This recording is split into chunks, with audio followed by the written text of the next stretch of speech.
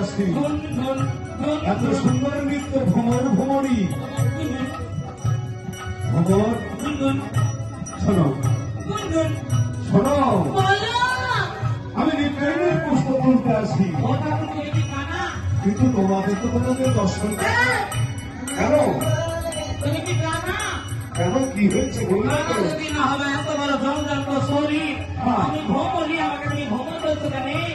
ও তুমি ভ্রমরী? তবে শোনো, তোমরা এত সুন্দর এই যে পুষ্পের উপর নৃত্য করে চলেছ,